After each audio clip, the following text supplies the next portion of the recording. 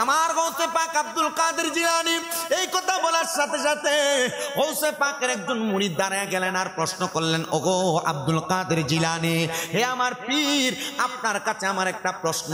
তো জান্নাত এবং জাহান্নামের কথা যে আপনি আমাদের কাছে বললেন, তো আমরা তো জান্নাত কি এটাও জানি না, জাহান্নাম কি সেটাও জানি না।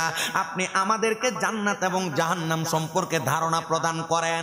দেখেন গৌসে পাকের মুরিদারা গৌসে পাককে প্রশ্ন করে করে গৌসে পাকের কাছ থেকে তারা জান্নাত সম্পর্কে জানতেন, জাহান্নাম সম্পর্কে জানতেন। গৌসে পাকের মুরিদারা গৌসে পাকের কাছ থেকে কোরআনুল কারীমের পুঙ্খানু শব্দগুলা জানতেন।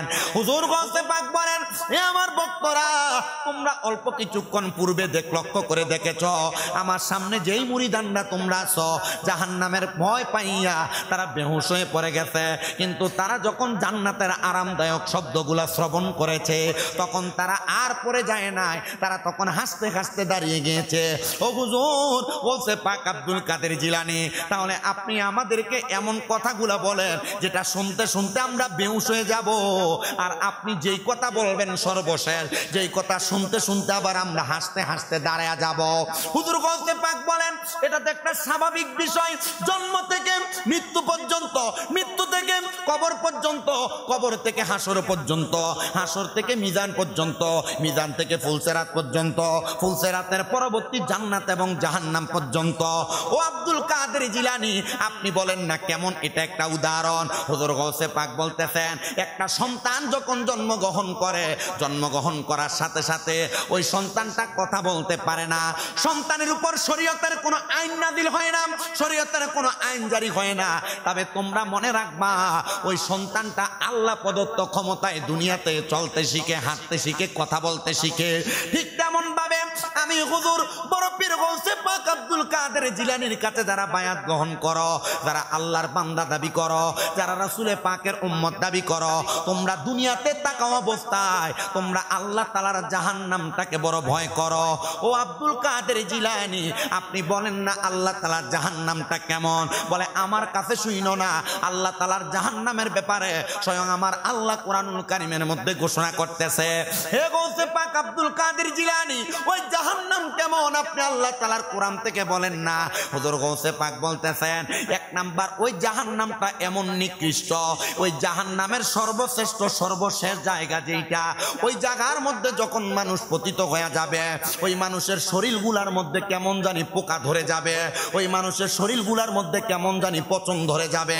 আরেক প্রকার জাহান্নামী থাকবে, এই জাহান্নামীরা কবরে যাওয়ার পরে ওই জাহান্নামের আগুন তাদেরকে প্রজ্বলিত করে তাদের শরীরগুলাকে একবারে চুরমাচুর করে দিবে, পানির মতো করে দিবে। তিন প্রকারের একটা জাহান্নামী আছে, যে জাহান্নামীরা আগুনের তামার মধ্যে দাঁড়ায়া দাঁড়ায়া তারা অন্য জাহান্নামীদের রক্ত পুষগুলা বক্ষণ করবে। হে আব্দুল কাদের জিলানী, তিন প্রকার জাহান্নামীর কথা আপনি আমাদের কাছে বললেন, তাহলে ওই তিন প্রকার জাহান্নামী কারা আপনি আমাদেরকে বলেন না? তিনি বলতেছেন, এক প্রকার জাহান্নামী যারা জাহান্নামের মধ্যে যাওয়ার পর জাহান্নামের অতল গহ্বরে পইরা পোকামাকড়ের কামড় তারা বক্ষণ করবে। হে গৌসে পাক, তারা কারা তাদের ব্যাপারে বলেন। এবার উনি বলতেছেন, আল্লাহর নবী রাহমাতুল লিল আলামিন নবীর প্রখ্যাত হাদিস বিশারদ হযরতে আনাস ইবনে মালিক রাদিয়াল্লাহু তাআলা আনহু বর্ণনা করতেছেন। তিনি বলেন, আমার নবীজির ঘোষণা, জাহান্নামের মধ্যে যে কীটপতঙ্গগুলো একটা মানুষকে আহার করবে, ওই কীটপতঙ্গ থাকবে একবারে ছোট একটা ধূলিকণার মতো। ওই কীটপতঙ্গগুলা জাহান্নামীদের শরীরের মধ্যে পড়ে যাবে। ওই কীটপতঙ্গগুলা জাহান্নামীদেরকে এমন ভাবে আহার করতে লাগবে, আহার করতে লাগবে, আহার করতে করতে একটা কীটপতঙ্গের আকার হবে একটা ঘরের মতো। কার মতো? কিসের মতো? থাকবে কত ছোট? ধূলিকণার মতো। হুজুর গৌসে পাক এই কথা বললেন। হুজুর আপনার কাছে জানতে চাই, এই কীটপতঙ্গগুলা এত ছোট থাকবে আবার এত বড় রূপ ধারণ করবে, এখন যে ওয়াজটা শুরু হচ্ছে, এই ওয়াজে আপনাদের এলাকার বহু সুদখোররা পাগল হয়ে যাবে। ওয়াজ শোনার পর চিন্তা করব কোন ওয়াজ করলো, এই ওয়াজ দিয়ে আমার উপর আইসা পড়লো। এখন যে ওয়াজের ধারাবাহিকতা যাবে, আপনাদের এলাকার বহু গোসখোররা মাথা গরম হয়ে যাবে। এরা চিন্তা করবে আজকের সব ওয়াজ দিদিকে আমরা সুদখোর আর গোসখোরের উপর আইসা পড়ে। কারণ এটা স্বাভাবিক আর অস্বাভাবিকের কিছু না। বাংলাদেশে এমন একটা অবস্থা হয়ে গেছে, বাংলাদেশের বিভিন্ন জায়গায় জায়গায়, এলাকায় এলাকায় মসজিদ কমিটির সভাপতি, সেক্রেটারি বিভিন্ন জায়গার মধ্যে দেয়া দেখেন সুদখোর আর গোসখোরে ভরা। কি কথা বলেন না? ঠিক না ঠিক? বিভিন্ন এলাকার মধ্যে মাতাব্বরির দায়িত্ব দেয় সুদখোরেরা, দেয় না? বিভিন্ন এলাকার মধ্যে তাকে দেখবেন এলাকা পরিচালনার দায়িত্ব দেয় হারামখোরগুলারে। এটার অন্য কোনো কারণ না, কারণ এরা সমাজের মধ্যে বিশৃঙ্খলা তৈরি করার জন্য, এরা সমাজের মধ্যে সবচাইতে শ্রেষ্ঠ। এই জন্য বাজে লোকগুলাকে সমাজের মধ্যে বিশৃঙ্খলা করার জন্য তাদেরকে লাগায় দেয়। কিন্তু আমার গৌসে পাক আব্দুল কাদের জিলানী আল গিলানী রাদিয়াল্লাহু তাআলা আনহু বলে, ওই পোকামাকড় সেই মানুষগুলাকে বক্ষণ করবে যারা পরের হক মাইরা মাইরা তারা সমাজের মধ্যে তাদের নিজের সম্পদকে বাড়াইছে। এবার আপনারা বলেন, পরের হক মাইরা মাইরা সম্পদ বাড়ানোর মতো ব্যক্তিত্ব সমাজে আছে না নাই?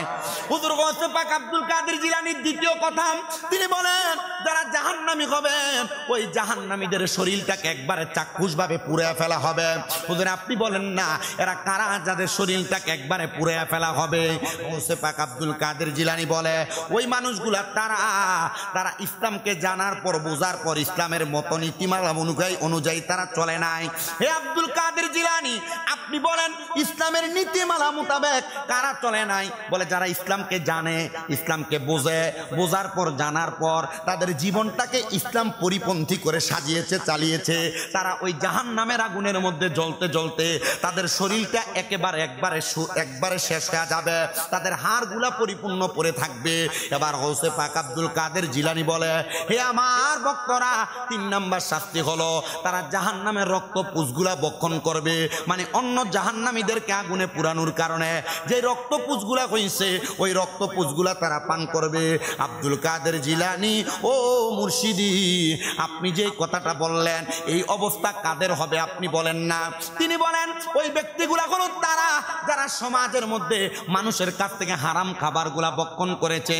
এই কথা শুনতে শুনতে গৌসে পাকের অনেক মুরিদানরা তারা সেখানে বেহুশ হয়ে পড়ে গেছে। গৌসে পাক তাকে দেখলেন, উনার ডান হাত বরাবর উনার একজন মুরিদান চোখের পানি ফালায়া ফালায়া কান্দে, আবার মুখের মধ্যে মুস্কি মুস্কি হাসি আছে। হুজুর গৌসে পাক ওনাকে প্রশ্ন করলেন, এ বাবা, তোমার মুখের মধ্যে মুস্কি মুস্কি হাসি আবার চোখের মধ্যে কান্নার পানি দেখা যায়, কারণটা কি তুমি বলো? তিনি ডাক দিয়ে বলেন, ওগো হুজুর আব্দুল কাদের জিলানী, আমার মুখের মধ্যে মুস্কি হাসি থাকার কারণ একটা, আমার চোখের মধ্যে পানি থাকার কারণ হইল আরেকটা। বলো না কারণটা কি? হুজুর আপনি যে জাহান্নামের আগুনের ভয় আমারে দেখাইলেন, হুজুর আমি তো জাহান্নামকে ভয় পাই না। বলে কারণ কি? বলে আমার একটা পরিচয় না, 2টা পরিচয় না, আমার 1টা 2টা করে আমার মোট 3টা পরিচয় আছে। কয়টা? কথা কোন না, কয়টা? উনি বলেন আমার 3টা পরিচয় আছে। হে বাবা, কোন 3টা পরিচয় তোমার, যে পরিচয়ের কারণে তুমি চোখের পানি ফালো আবার হাসো? বলে 1 নাম্বার পরিচয়, আমি স্বয়ং আল্লাহ তাআলার বান্দা। বলেন না আমরা কার বান্দা? মুহাব্বতে বললেন না আমরা কার বান্দা? হুজুর আমার 2 নাম্বার পরিচয়, আমি হইলাম রাসূলের পাকের উম্মত। মারহাবা। হুজুর আমার 3 নাম্বার পরিচয়, আমি আব্দুল কাদের জিলানীর মুরিদ। মারহাবা কন্যা। আমরা এখানে যারা আছি আমরা বেশিরভাগ কাদিরিয়া তরিকার বায়াত। শুধু কাদিরিয়া তরিকা নাম, আপনি যদি চিশতিয়া তরিকার বায়াত হন, আপনি যদি মুজাদ্দিদিয়া তরিকার হন, আপনি নকশবন্দিয়া তরিকার হন, অন্য যেই কোনো পীরের মুরিদ হন না কেন, আপনাকে বিশ্বাস রাখতে হবে আপনার পীরের কাঁধের উপরে হুজুর গৌসে পাক আব্দুল কাদের জিলানীর কদম আছে।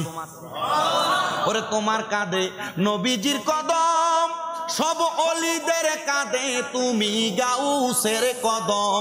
বলেন তোমার কাঁধে নবীজির কদম, সব অলিদের কাঁধে তুমি গাউসের কদম।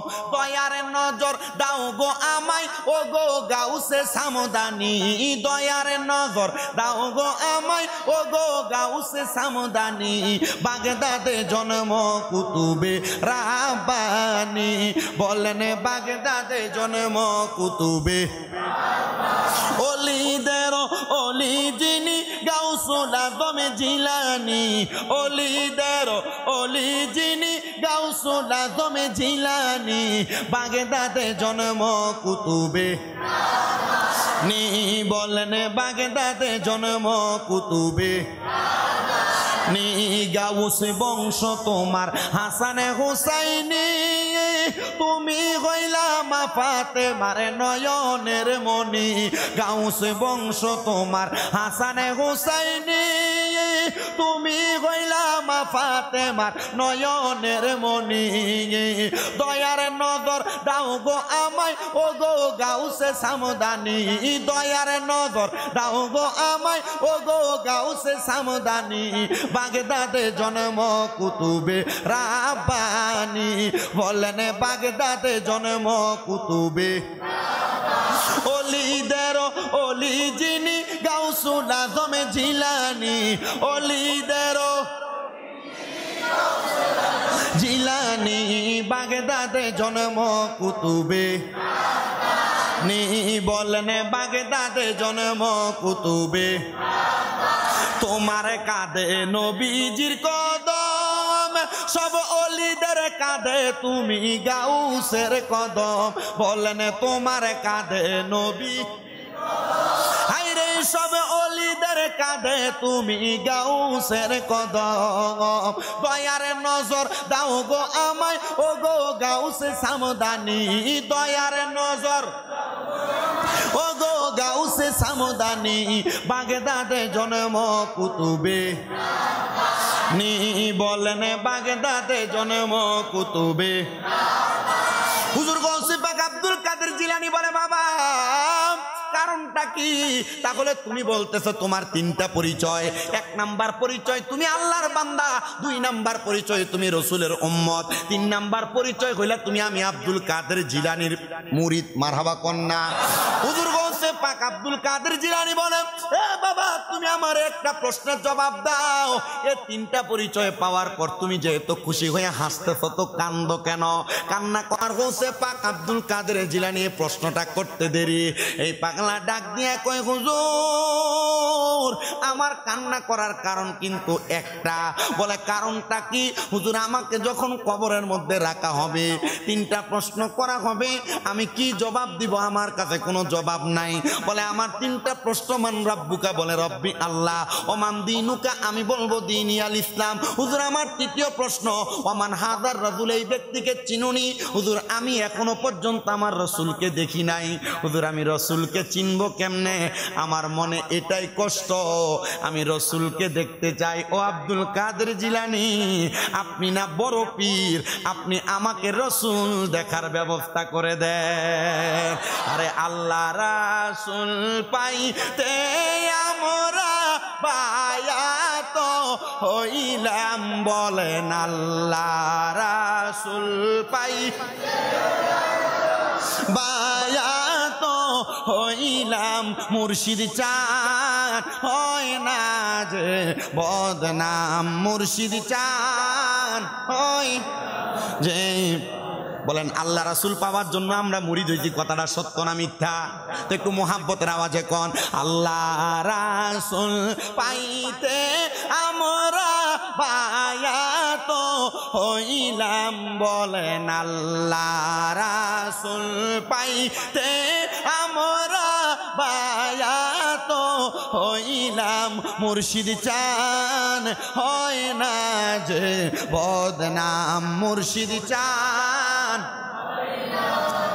ওরে তরিকতের আমল করে কত পাই গেল উপরে গো, আমায় রাইখো শুনো জরে মুর্শিদ আমারা মল নাই, বলেন আমায় রাইখো শুনো জরে মুর্শিদ মারা মল নাই।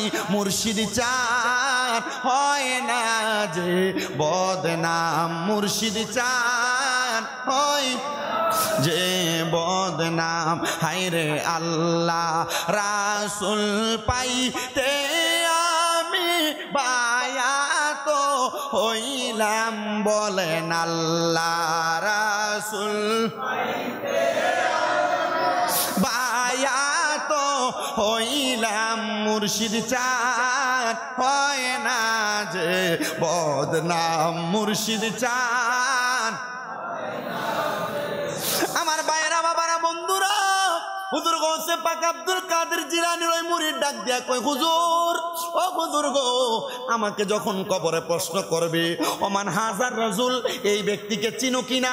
হুজুর আমি নবীকে এখনো পর্যন্ত দুনিয়াতে দেখলাম না, তাহলে আমি নবীরে কবরে কেমনে চিনবো? আমার নবী দেখার একটা উপায় কইরা দেন। হুজুর গৌসে পাক আব্দুল কাদের জিলানী বলে, বাবা তাইলে তোমাকে দুইটা জগৎ অর্জন করা লাগবে। কন্যা কয়টা জগৎ? তোমাকে দুইটা জগৎ অর্জন করা লাগবে। ও গৌসে পাক আব্দুল কাদের জিলানী, তাহলে আপনি আমারে শিখিয়ে দেন না কোন দুইটা জগৎ? বলে একটা ফানা ফিল্লা আর একটা বাকা বিল্লা। হুজুর ফানা ফিল্লা কি আমি বুঝি না, বাকা বিল্লা কি আমি বুঝি না। বলে ফানা ফিল্লা হইল মাওলার প্রেমে ফানা হইয়া যাওয়া, মাওলার সব রং ধারণ করা। বলে হুজুর বুঝতে পারলাম, ফানা ফিল্লার জগৎ আমি অর্জন করতে পারবো না। বলে হুজুর আরেকটা কোনটা? বলে ওইটা হলো বাকা বিল্লা। হুজুর বাকা বিল্লার জগৎ কোনটা? বলে মাওলার প্রেমে পাগল হইয়া দুনিয়া ত্যাগ করা, দুনিয়ার মায়া ত্যাগ করা, সংসার ত্যাগ করা, পরিবার ত্যাগ করা, টাকা পয়সা দম দৌলতের মায়া ত্যাগ করা। হুজুর আমি বাকা বিল্লার জগৎ যাইতে পারবো না। এবার হুজুর তারে শিখিয়া দেয়, এ বাবা ফানা ফিল্লার জগতের মধ্যে দুইটা জায়গা আছে, দুইটা ধাপ আছে। বলে হুজুর কোন জায়গা? বলে ফানাফির শায়েক, আরেকটা হলো ফানাফির রসুল। ফানাফির রসুল পর্যন্ত ততক্ষণ পর্যন্ত পৌঁছাইতে পারবা না যতক্ষণ পর্যন্ত ফানাফির শায়েক অর্জন না করতে পারবা। হুজুর আমি ফানাফির শায়েক অর্জন করতে চাই। বলে ফানাফির শায়েকের আবার দুইটা ধারা, আপনারা ধারাগুলো একটু মনে রাখার চেষ্টা করবেন। বলে ফানাফির শায়েকের আবার দুইটা ধারা, একটা হলো সুরতে ফানা আর একটা হলো সিরতে ফানা। সুরতে আর সিরতে ফানা কোনটা একটু মনোযোগ দিলে বুঝতে পারবেন। আপনি যে পীরের কাছে, যে শায়েকের কাছে আপনি মুরিদ হইলেন, ওই পীরের সুরতে সুরত গ্রহণ করা। ওই পীর যেমন পাঞ্জাবি পরে, ওই পীর যেমন পাগড়ি পরে, ওই পীর যেমন টুপি পরে, ওই পীর যেমন ভাবে চলাফেরা করে, পীরের সুরতে সুরত ধারণ করার নাম হলো সুরতে ফানা। ধরে কোন নাম? মারহাবা। আপনি যেই পীরের কাছে বায়াত, ওই পীর যেমন ভাবে ওনার সিরতকে সাজাইছেন। বলে হুজুর পীরের সিরত কোনটা? পীরের সিরত হলো নবীর সুন্নত দাড়ি ওনার মুখে রাখা। পীরের সিরত হলো 5 ওয়াক্ত নামাজ পড়া।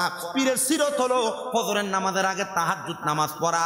পীরের সিরত হলো সূর্য উদয় হওয়ার আগে চাস্তের নামাজ পড়া, সূর্য উদয় হওয়ার সময় চাস্তের নামাজ পড়া, দুহারের নামাজ পড়া, আবার এশরাকের নামাজ পড়া। পীরের সিরত হলো পীর যখন নামাজ আদায় করে, মাগরিবের নামাজের পরে পীরে আওয়াবিনের সালাত আদায় করা, এমন ভাবে নফল ইবাদত করা, মাঝে মাঝে রোজা রাখা। পীরের সিরতে সিরত অর্জন করার নাম হলো সিরতে ফানা। এই সুরত আর সিরতে কেউ যদি ফানা হয়ে যায়, তার মানে সেই ব্যক্তি তার শায়েক, তার পীরকে খুশি করতে পারে। আজকে আমরা গৌসে পাকের মাহফিলে যারা বসলাম, আমরা যদি গৌসে পাকের মুরিদ দাবি করি, কাদেরি দাবি করি, আমরা যদি গৌসে পাকের মতো করে আমাদের জীবনটারে সাজাইতে না পারি, তাহলে আমরা কখনো ফানাফি শায়েকের পর্যায়ে যাইতে পারবো না। এবার আপনারা বলেন, আমরা ফানাফি শায়েকের দরজায় যাওয়ার জন্য আমাদের পীর মাশায়েখদেরকে অনুসরণ করার দরকার আছে না? না। আরেকটু মনোযোগ দেওয়ার চেষ্টা করেন। এ ফানাফি শায়েকের জগৎ যারা অর্জন করে, আপনার পীর যে আদর্শ গ্রহণ করে, বর্তমান বাংলাদেশে যত পীর মাশায়েখ আছে, সব পীর মাশায়েখ একটা আদর্শ অনুসরণ করে, সেটা আর অন্য কোনো আদর্শ নয়। সেটা হলো আদর্শ মুহাম্মাদুর রাসূলুল্লাহ সাল্লাল্লাহু আলাইহি ওয়াসাল্লাম। ধরে কোন সুবহানাল্লাহ। লাকাদ কানা লাকুম ফি রাসূলিল্লাহি উসওয়াতুন হাসানা। এমন একটা আদর্শ যে আদর্শের মাঝে কোনো ত্রুটি নাই। তো যেই পীরেরা রসুলের পাকের আদর্শ অনুসরণ করে তাদের জীবনটাকে সাজায়, ওই পীরের অনুসরণের মাধ্যমে কেউ যদি তার জীবনটাকে পীরের আদর্শের সাথে আদর্শটা মিলিয়ে ফেলে, তখন ওই ব্যক্তি পীরকে, পীরের চেহারার দিকে তাকাইলে, চোখটা বন্ধ করলে, তার ওই চেহারার মাঝখানে সে রসুলের পাকের সুরত, রসুলের পাকের চেহারা দেখতে পাবে। জোরে বললেন না সুবহানাল্লাহ? আমার সুন্নি মুসলমানেরা, রাসূলের পাকের সূরত দেখার জন্য এমন একটা জীবন আপনাকে সাজাইতে হবে। হুজুর গৌসে পাক বলেন, আমি আমার জীবনে জঙ্গলার মধ্যে যাইয়া এমনও অনেক সময় মুরাকাবা করেছি, যখন আমি পাতা বক্ষণ করেছি, পাতা আহার করেছি। হুজুর গৌসে পাক আব্দুল কাদের জিলানীর ওই মুরিদ বলে, হুজুর রসুল দেখার জন্য আপনার খেদমতে কতদিন থাকলে আমি রসুল দেখতে পারবো? বলে একদিন দুই দিন না, তুমি যদি চাও আমার দরবারে অনেক দিন পর্যন্ত থাকো, থাকার সময় তুমি রসুল দেখতে পারবা। উনি বলেন আমি আব্দুল কাদের জিলানীর দরবারে এক এক করে আমি 7 বছর পর্যন্ত খেদমত করতে লাগলাম। হুজুর আমাকে কোনো কাজ দেয় না, আমি হুজুর যেখানে যাই হুজুরের সাথে সাথে সেখানে যাই, হুজুর যেই কাজ করে আমি হুজুরকে কাজের মধ্যে সহযোগিতা করি। হে আব্দুল কাদের জিলানী, আপনি বলেন না আমাকে আপনি কখন রসুল দেখাইবেন, আপনি আমার রসুল দেখার ব্যবস্থা করে দেন। এবার গৌসে পাক আব্দুল কাদের জিলানী ওনাকে বলতেছে, বাবা তোমার বয়স সম্পর্কে আমাকে বলো। তিনি বলেন আমার বয়স হলো 30 বছর। কত? বাবা তোমার বৈবাহিক অবস্থা কি? তিনি বলেন হুজুর বিয়ে করব, রসুল দেখার জন্য পাগল হয়ে গেছি, বিয়ে করার সময় নেই। মারহাবা বলেন। হুজুর আমি রসুল না দেখে বিবাহের স্বাদ গ্রহণ করে যদি ইন্তেকাল করি, হুজুর মরার পরে যদি আমি রসুলকে না চিনতে পারি তাহলে আমার অবস্থাটা কি হবে আপনি বলেন। আমার হুজুর বড় পীর গৌসে পাক আব্দুল কাদের জিলানী বলে, বাবা যদি তুমি রসুল দেখতে চাও তার মানে তুমি আগে তোমার ফরজিয়ত অর্জন করো, বিবাহ করো। হুজুর আপনার আদেশ আমি মান্য করতে রাজি। হুজুর বিবাহ করলাম। হুজুর গৌসে পাক আব্দুল কাদের জিলানী উনি ওনার ওই মুরিদকে বিবাহ করায়া ডাক দিয়ে বলতেছেন, বাবা এখন থেকে তুমি তোমার পরিবারকে সময় দাও, আমাকে যত সময় দিতা তার 2 ভাগ সময় তুমি তোমার পরিবারকে দাও, আর 1 ভাগ সময় আমি আব্দুল কাদেরের দরবারে দাও। উনি ওনার পরিবারকে 2 ভাগ সময় দেয়, গৌসে পাকের দরবারে 1 ভাগ সময় দেয়। ওনার দরবারে আসা যাওয়া করে। গৌসে পাকের ওই মুরিদের স্ত্রীর গর্ভের মধ্যে একটা সন্তান এখনো পর্যন্ত আসে না। উনি আবার গৌসে পাকের কাছে যায় আবদার করে, হুজুর গৌসে পাক আমার একটা সন্তান লাগবে। আপনারা বলেন সন্তান দেওয়ার মালিক কে? জোরে বলেন, বলেন না সন্তান দেওয়ার মালিক কে? পীর মাসে একজন হলো আত্তাকু ইলাইহিল ওয়াসিলা। পীর মাসে একজন কি? পীর মাসে একজন ওয়াসিলা। উনি গাউসে পাককে বলেন, হুজুর আমার একটা সন্তান হয় না, আপনি একটু দোয়া করেন না আল্লাহ যেন আমার একটা সন্তান দান করে। মারহাবা কন্যা। গাউসে পাক সাথে সাথে হাত তুললেন, আল্লাহ আপনি ওনার কলিজা ঠান্ডা করেন। গাউসে পাকের দোয়ার সাথে সাথে উনি বললেন, হুজুর আপনি আমার কলিজা ঠান্ডার কথা বললেন, সন্তানের কথা বললেন না। বলে তুমি বলো এখন তোমার কি প্রয়োজন? বলে একটা সন্তান। বলে একটা সন্তান পাইলে তোমার কলিজা ঠান্ডা হবে? বলে হুজুর হ্যাঁ। যাও যাও যাও, আমি দোয়া করে দিলাম তোমার একটা সন্তান হবে, তবে একটা ওসিয়ত, এখন থেকে আগামী 3 মাস পর্যন্ত একটা ইবাদত করবা। হে হুজুর আব্দুল কাদের জিলানী কোন ইবাদতের কথা আপনি আমাকে বলেন? বলে ওই ইবাদত আর অন্য কোনো কিছু না। ওয়া মিনাল লাইলি ফাতাহাজ্জাদ বিহি নাফিলাতাল লাকা আসা আইয়াবআসাকা রাব্বুকা মাকামাম মাহমুদা।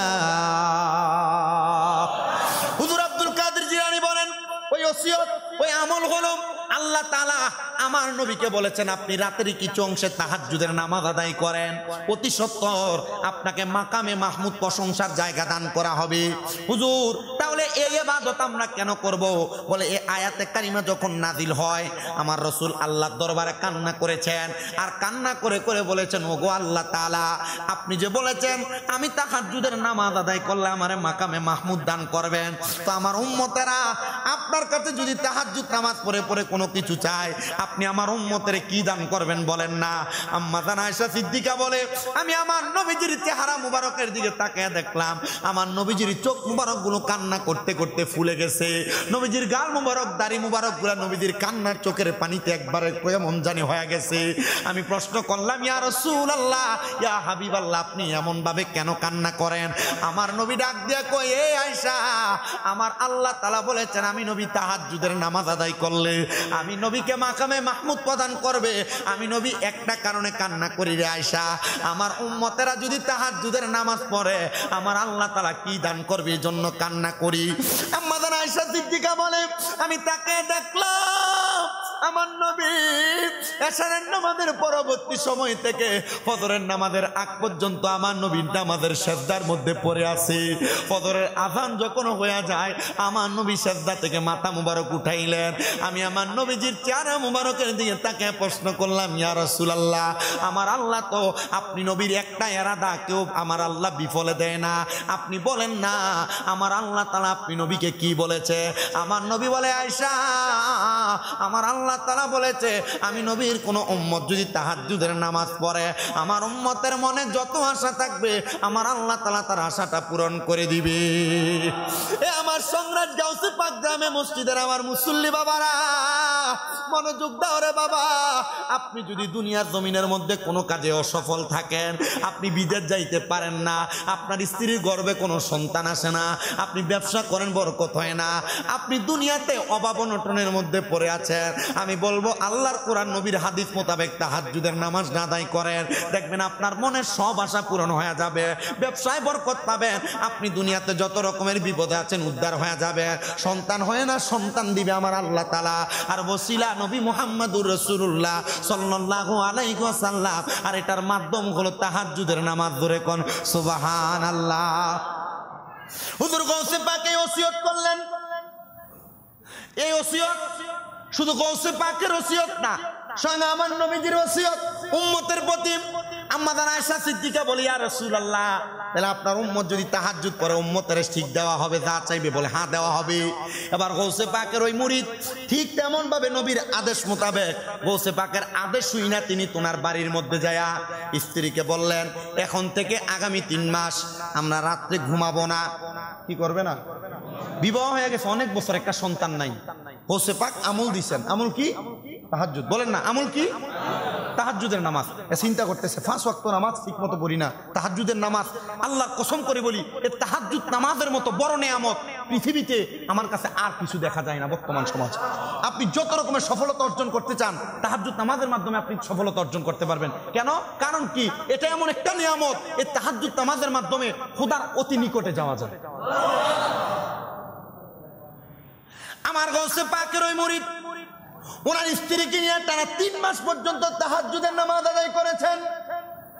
3 মাস পর্যন্ত তাহাজ্জুদের নামাজ আদায় কইরা আমার আল্লাহ তাআলার দরবারে দোয়া করেছেন। দোয়া কবুল করার মালিক কে? আল্লাহ। দোয়া করেছেন আল্লাহর কাছে আল্লাহ একটা সন্তান দান করেন। তো সন্তান দান করার জন্য যখন দোয়া করে ওনার স্ত্রীর গর্ভে সন্তান আগমন করলেন, কিন্তু উনি দুনিয়া থেকে বিদায় হয়ে গেছে।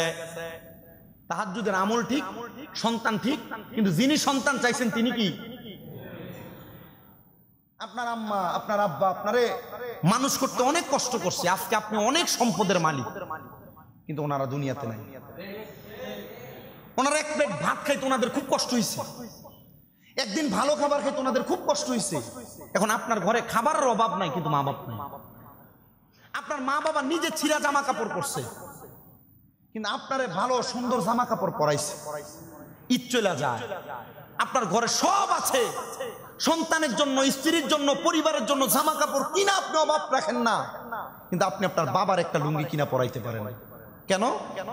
ওনারা আপনাকে সম্পদওয়ালা বানায় দিয়া কবরে চলে গেছে। ঠিক তেমন যিনি সন্তান চাইছেন, ওনার স্ত্রীর গর্ভে সন্তান আসছে, দোয়া কবুল হয়েছে, কিন্তু তুমি দুনিয়াতে নাই।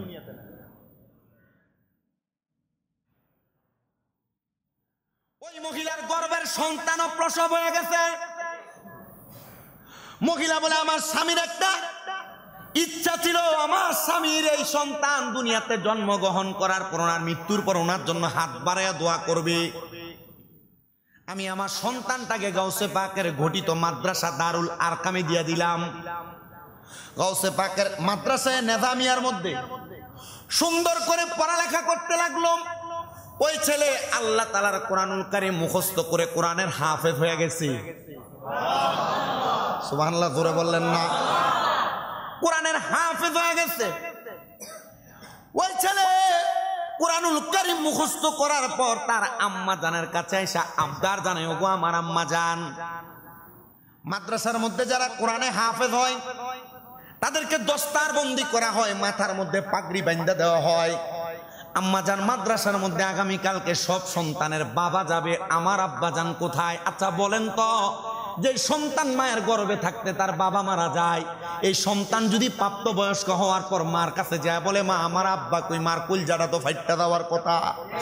মা ডাক দিয়ে কয়, সন্তান তোমার আব্বা জান কবরের বাসিন্দারে বাবা, তোমার আব্বা জানের খবর আমি বলতে পারবো না, তবে যাও যাও যাও তোমার আব্বা জানের কোনো খবর যদি তুমি জানতে চাও, তুমি হুজুর বড় পীর গৌসে পাক আব্দুল কাদের জিলানীর কাছে যাও।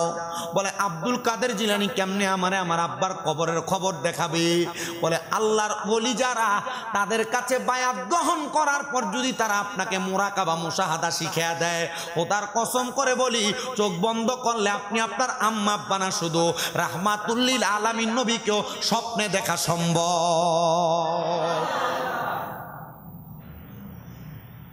ওই সন্তান মাদ্রাসায় গেলেন, হিত সম্পূর্ণ করার পর মাথার মধ্যে দস্তারবন্দি পাগড়ি বাঁধলেন, কান্না করতে করতে বাড়িতে আসছেন। মা, আমি দেখলাম মাদ্রাসায় যে ছাত্ররা কোরআন শিক্ষা গ্রহণ করার পর তাদের মাথায় পাগড়ি দেওয়া হইল। মা গো, সবাই তাদের মাথার পাগড়িটা খুইলা তাদের আব্বা জানের মাথার মধ্যে পরাইয়া দিছে। ও গো মা, আমার কি মনটা চায় না গো আমার আব্বা জানের মাথার মধ্যে আমার পাগড়িটা খুইলা পরাইয়া দিতে। হে মা, আপনি একটা বার আমারে বলেন না আমার আব্বা কোথায়? মা ডাক দিয়া কয়, বাবা রে, তোমার আব্বা দুনিয়াতে নাই, তবে তোমার বাবার বাবা যিনি হুজুর গৌসে পাক আব্দুল কাদের জিলানী, তোমার আব্বা জান জিনার হাতে হাত রেখে বায়াতে রাসূল গ্রহণ করেছে, ওই আব্দুল কাদের জিলানীর মাথার মধ্যে তুমি তোমার দস্তারবন্দির পাগড়িটা পরাইয়া দাও। ওই সন্তান বলে, আমি গৌসে পাকের মাথার মধ্যে পাগড়ি পরাইয়া দিলাম। আমি বাড়িতে গেলাম, যা দেখলাম আমার আম্মা জান কান্না করতেছে। আমি আমার আম্মাকে বললাম, মা আপনি কান্না করার কারণটা কি?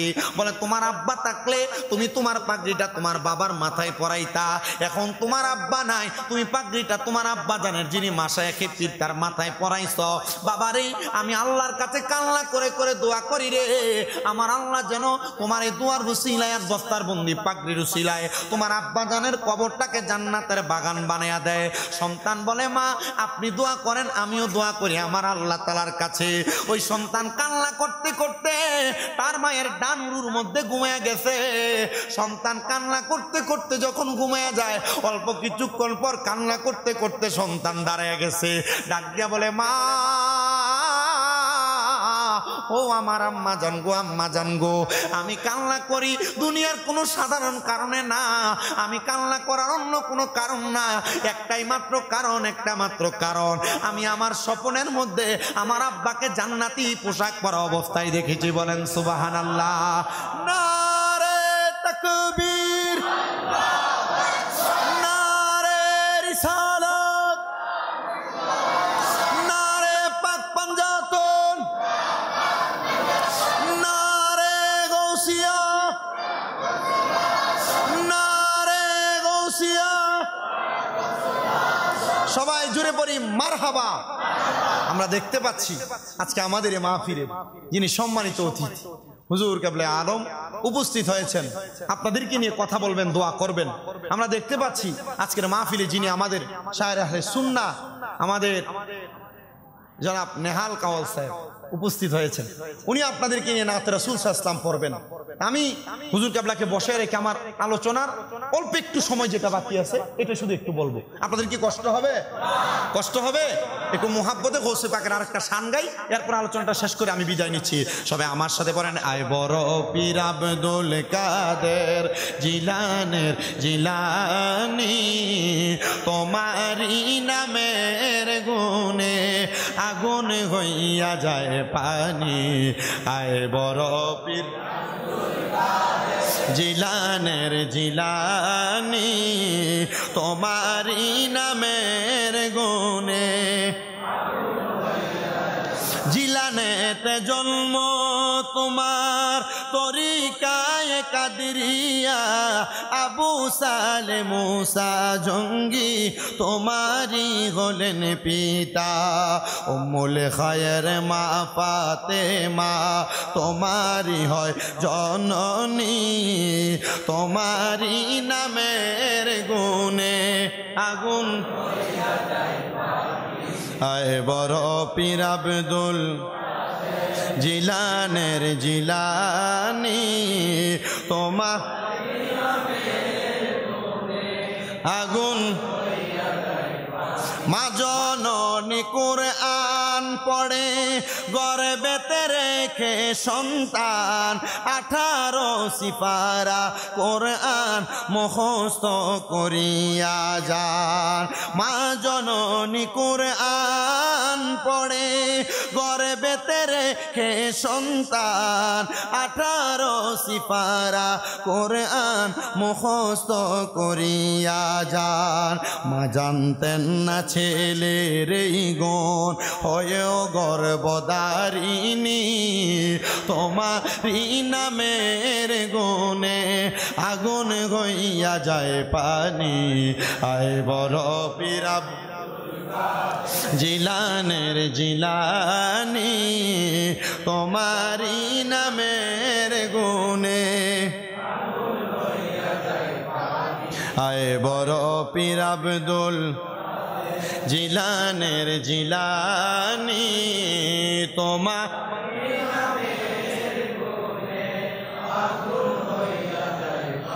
সন্তান যখন কান্না করতে করতে ঘুম থেকে জাগ্রত হয়ে গেলেন মা জিজ্ঞাসা করে বাবা কান্না করো কেন কারণটা কি সন্তান বলে আম্মা জান আমি এমন একজন নুরানি সুরুতওয়ালা ব্যক্তিকে আমার চোখে দেখেছি বাবা কেমন দেখতে বলে অন্য কোন রকম না গো মা সুন্দর জান্নাতি পোশাক পরা সাদা রঙের পোশাক পরা মুখটা কেমন জানি ঢাকনা দেওয়া আমি দেখলাম আমার সামনে আইসা আমার মাথার মধ্যে ওনার ডান হাতটা বুলিয়ে দিতেছেন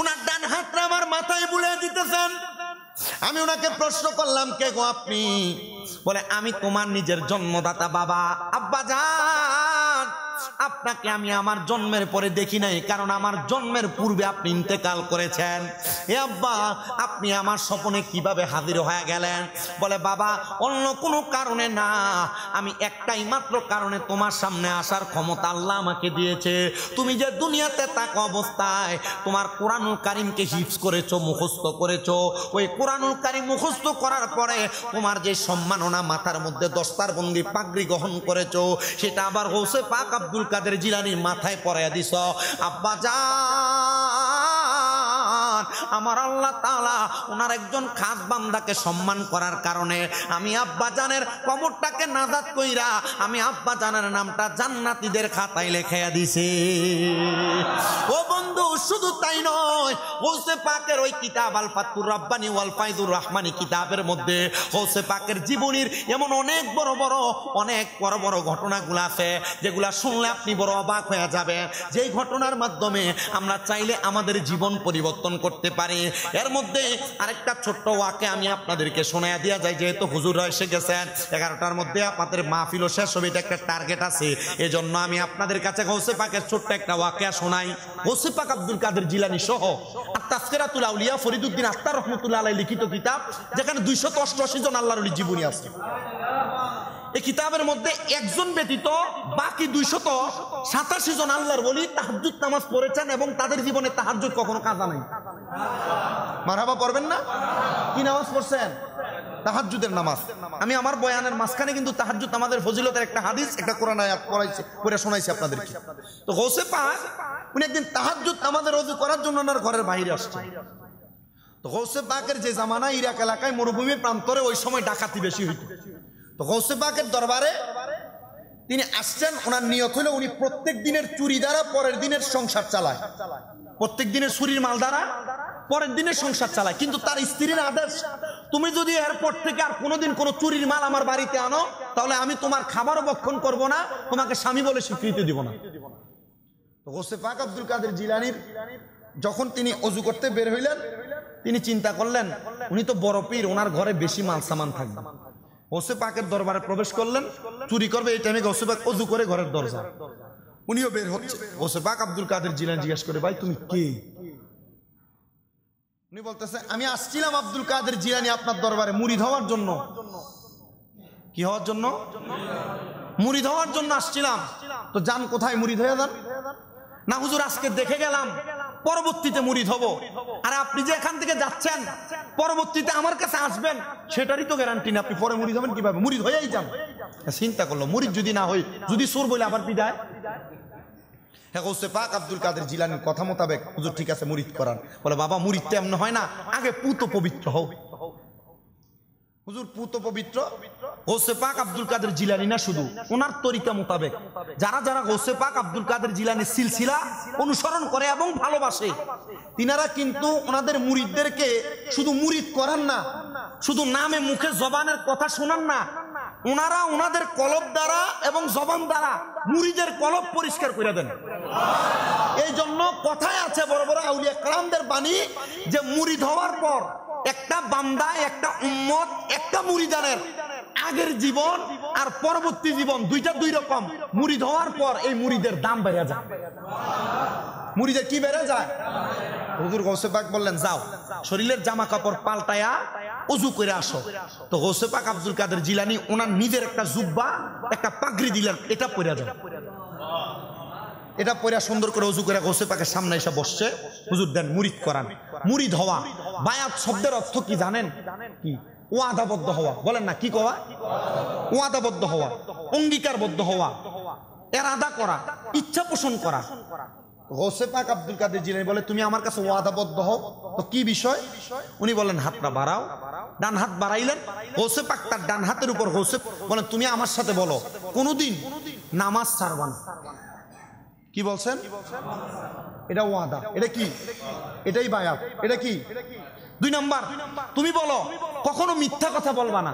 হুজুর কখনো মিথ্যা কথা বলবো না। হুজুর তো বায়াত করাবেন না? বলে আজকে তোমাকে 2 বিষয় বায়াত করাইলাম, 2 বিষয় অঙ্গীকার করাইলাম, 2 বিষয় মুরিদ করাইলাম। হাবদা মুরিদ না, আমি দরবারের মুরিদ। কোন দরবার? আশরাফিয়া। আমি দরবারের মুরিদ। কোন দরবার? শাহপুর। আমি দরবারের মুরিদ। কোন দরবার? শাহিন শাহ সিরকুট। আমি দরবারের মুরিদ। কোন দরবার? পানুয়া। আমি দরবারের মুরিদ। কোন দরবার? বকশিয়া। আমি দরবারের মুরিদ। কোন দরবার? সব হক্কানি দরবার। মাথায় দরবারের টুপি, জোহরের আজান হয়, রাস্তা দিয়ে হাইটা যায়, মানুষকে দেখ অমুক দরবারের মুরিদ নামাজ নেই। আপনি মুরিদানের কারণে যদি দরবারের বদনাম হয়, আপনার মতো মুরিদ তো দরবারেরই লাভ, দরকার নাই। কথা কোন না কেন? তাহলে এটা চিন্তা করে টুপি দরবারের মাথায় দিয়েন। ওই যে সুরতে ফানা বলছিলাম, পীরের শুরুতে সুরত গ্রহণ করার নাম সুরতে ফানা, পীরের আদর্শে আদর্শিত হওয়া সিরতে ফানা। এ সুরতে আর সিরতে ফানা হইলে শায়েকে ফানা হইতে পারবেন, ফানাফি শায়েক অর্জন করতে পারবেন, আর ফানাফি শায়েক অর্জন করতে পারলে রসুল দেখতে পারবেন। তখন গৌসে পাক তারে 2 বিষয় মুরিদ করে ছেড়ে দিছে। যাও। চিন্তা করলো রাত্র তো শেষ, আজকে চুরিও করলাম না, কালকে সংসার সালামুখী দিয়া এর সামনে যায় দেখতেছে ইরাকের বাদশার বাড়ি। চিন্তা করলো যে তো অন্য কোনো জায়গায় চুরি করতে পারি নাই, আজকে চুরিটা ইরাকের বাদশার বাড়িতেই করব। বাদশার বাড়ির দিকে ঢুকে তো সব বড় বড় বাদশাদের বাড়ির সামনে দারোয়ান আছে না, এর সামনে দিয়ে হাইটা যায়। দারোয়ান কিছুই বলে না। দারোয়ানরা রাখবে, এ দারোয়ান, বাদশা তোমার টাকা দিয়ে রাখছে বেতনভুক্ত কইরা, তুমি যে আমার বাধা দাও না। বলে বাধা দিমু কেন? বলে তোমার বাদশার বাড়িতে চুরি করতে রাত্রবেলা এত রাত্রে যাচ্ছে, তুমি বাধা দিবা না? বলে আরে না, আপনার যে সুন্দর সুরত, যে সুন্দর পাগড়ি আর পাঞ্জাবি, এই সুরতের মানুষ চুরি করতে পারে না। কিন্তু বর্তমান বাংলাদেশে এমন বহুত পাঞ্জাবি আর পাগড়িওয়ালা আছে, পাঞ্জাবি আর পাগড়ি লাগাইয়া মসজিদে নামাজ পড়ে, বাইরে যাইয়া সুদের টাকা খায়, আছে না না?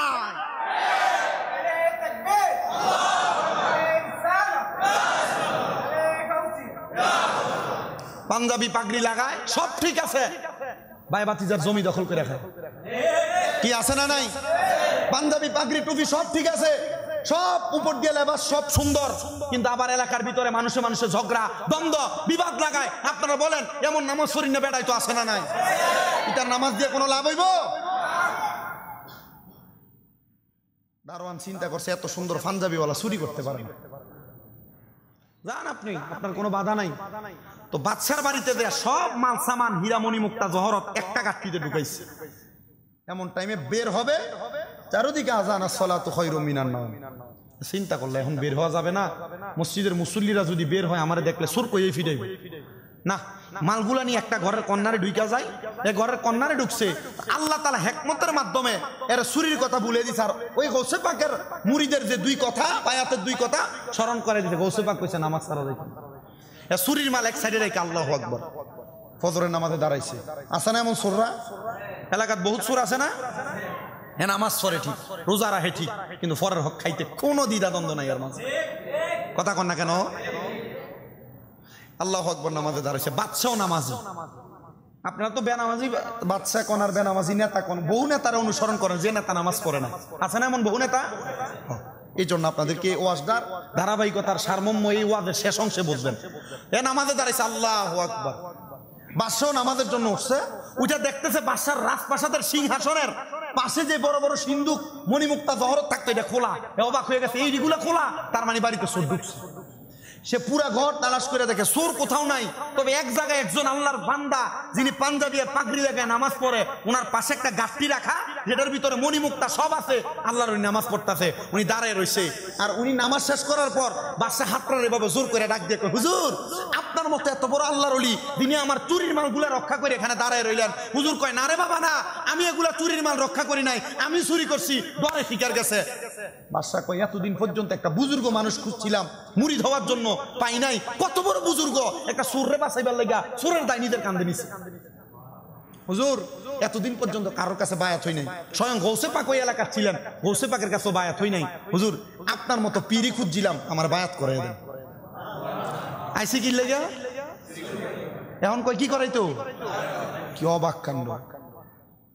তো গৌসে পাক আব্দুল কাদের জিলানীর ওই মুরিদ চিন্তা করছে, এখন যদি বায়াত না করে আমার এখান থেকে ছাড়বে না। কি করবে না? ছাড়বে না। এনা অল্প কিছুক্ষণ আগে বায়াত হয়ে আইছে, এ বলতেছে আপনার হাতটা এইভাবে দেন। হুজুর অজু করে না গে, সে অজুর জন্য আর দূরে যায় না, কারণ দূরে গেলে যদি এমন পীর হারায়, হক্কানি পীর পাওয়া বড় কষ্টের বিষয়। হক্কানি পীর পাওয়া, হুজুর হক্কানি পীর সিনার একটা উপায় বলবেন না?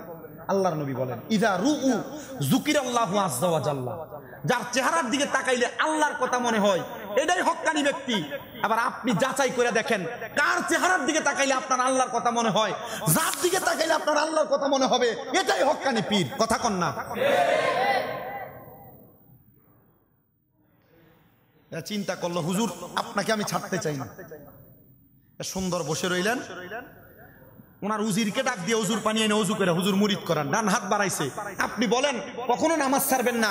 বাদশা কয়, আহারে এই বাদশাহী পরিচালনা করতে দিয়ে কত নামাজ কাজা হয়ে যায়, কত নামাজ ছেড়ে দেওয়া লাগে।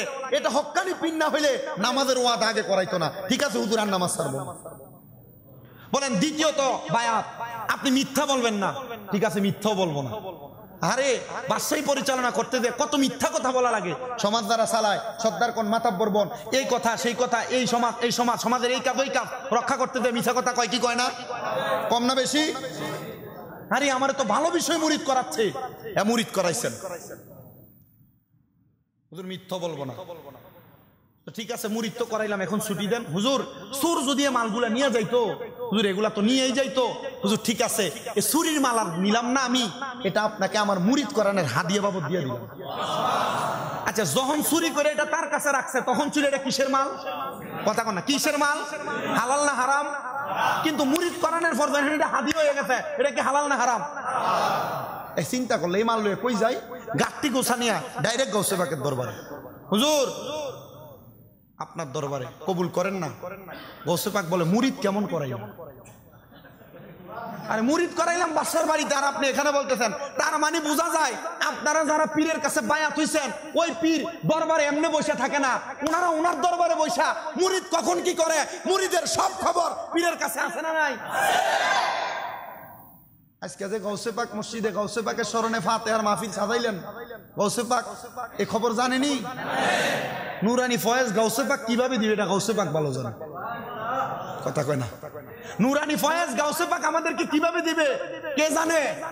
গৌসে পাক ভালো জানে। আমরা গৌসে পাকের কাছে বলবো না, ইয়া গৌসে পাক দেন না দেন না দেন না, বেশি খাম করলে অসুবিধা আছে। দেরি হয়ে যেতেছে বেশি, অল্প একটু সময় আর একটু কই এই কথাটা শেষ করে দেই। তো গৌসে পাক ওনাকে বললেন মুরিদ করাইছো, তার মানে উনি বুঝছে ওনার মতো পীর আর হইতে পারে, এজন্য উনি বড় পীর। বলেন না, ওই জন্য উনি কি পীর?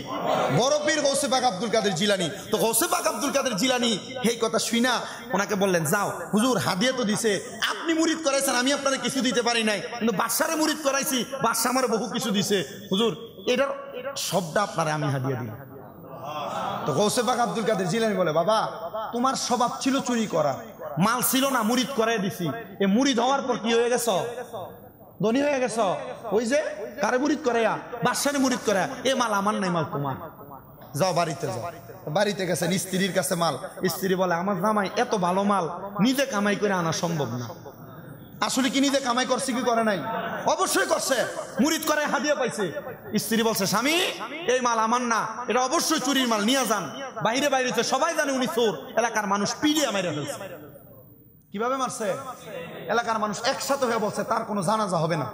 কেন হবে না? সে চুরি করছে, আর এত মণিমুক্তা জহরত কেউ নিতে পারে না, তার জানাজা নাই, এমনি দাফন করো। সবাই দাফন করছে। গৌসে পাকের কাছে এই খবর আছে না? কোনো আওয়াজ নাই, নিরাল। গৌসে পাক কোনো কথা বলে না। আল্লাহর ওলিদের দুই হালত। কয় হালত? একটা হালতে জালালি, একটা হালতে জামালি। আল্লাহর কসম, আল্লাহর ওলিরা চুপ থাকলে আপনি মনে করেন না এই হুজুর মনে হয় ভূতা বাতা, কোনো কথা বলে না, চুপ করে থাকে। আল্লাহর ওলির এই জামালি হালত যদি আপনি সহ্য করে গ্রহণ করে থাকতে পারেন, আল্লাহর কসম করে বলি আপনি আল্লাহ তাআলার গায়বী খাজানা থেকে কিছু পাবেন। আর যদি কোন আল্লাহর ওলি জালালি হালত গ্রহণ করে, যদি কোনো মুরিদের দিকে তাকায়, ওই মুরিদ পাগল হইয়া রাস্তায় রাস্তায় ঘুরবে। এই মুরিদকে দুনিয়ার কোনো MBBS FCBS ডাক্তারও ভালো করতে পারবে না। এই জন্য আল্লাহর ওলিদের প্রত্যেক হালতকে গ্রহণ করবেন। কোন আল্লাহর ওলি যদি নিরাল থাকে এটারও গ্রহণ করবেন, কোন আল্লাহর ওলি যদি গরম থাকে এটারও গ্রহণ করবেন। আল্লাহর ওলিদের এই হালতকে আপনি অবহেলার নজরে তাকাইবেন। আরে পিডা মারা পরে ওই লোকের স্ত্রীকে, হুজুর ঠিক আছে আমার স্বামী চুরি করতো, কিন্তু এভাবে তো একটা মানুষকে পিডিয়ে মারতে পারে না, হুজুর আপনি একটু দোয়া করেন না। হুজুর বলছে বাড়িতে যাও, আল্লাহ তাআলার খেলা আল্লাহই বুঝবে, কারণ লা ইউকাল্লিফুল্লাহু নাফসান ইল্লা উসআহা। আল্লাহ কারো সাধ্যের বাহিরে কিছু চাপাইয়া দেয় না। আল্লাহ তোমার স্বামীর সাধ্যে এটা ছিল, এই জন্য দিচ্ছে। পরের দিন সকালবেলা গৌসে পাক বলেন আমি ফজরের ইমামতি করতে গেলাম মসজিদে, যা দেখি অন্যদিন মসজিদে যে পরিমাণ মুসল্লি, তার থেকে অনেক গুণ বেশি মসজিদে মুসল্লি জায়গা নেই। কি নাই? হুজুর গৌসে পাক নামাজ শেষ করলেন। এক মুসল্লিকে, হুজুর গতকালকে স্বপ্ন দেখছি আল্লাহ রসুল বলছে আমরা নাকি একজন আল্লাহর খাস বান্দাকে পিডিয়ে মেরা জানাজা ছাড়া দাফন দিতি। হুজুর কে সে ব্যক্তি? এই নিয়ে কথা বলার সাথে সাথে সব মুসল্লি বলে হুজুর সে যে স্বপ্ন দেখছে আমরা একই স্বপ্ন দেখছি। হুজুর কে সে? বলে তোমরা কালকে পিডিয়ে মারছো কাকে? বলে হুজুর আমাদের এলাকার সবচেয়ে প্রখ্যাত চোরকে। বলে শোনো, তোমরা যাকে চোর বলে জানতা, গত রাতে ওই ব্যক্তি আমি গৌসে পাকের কাছে মুরিদ হইয়া ইরাকের বড় বাদশাকে মুরিদ করাইয়া হাদিয়া নিয়ে যাইতেছিল, তোমরা তারে পিডিয়ে মারছো। এখন তার জানাজা পড়বা কি পড়বা না তোমাদের বিষয়। সবাই বলে হুজুর মাফ করে দেন, তারে কবর থেকে উঠান, তাড়াতাড়ি জানাজা পড়ান। জানাজা পড়াইয়া আমাদেরকে এমন একজন আল্লাহর ওলির জানাজাতে শরীক হওয়ার তৌফিক আমাদেরকে কইরা দেন।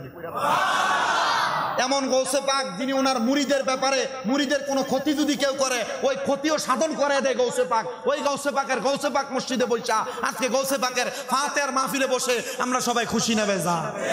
এদরে বলেন না খুশি না বেজার? কারা কারা খুশি? ডান হাত তুলে আল্লাহকে দেখায়।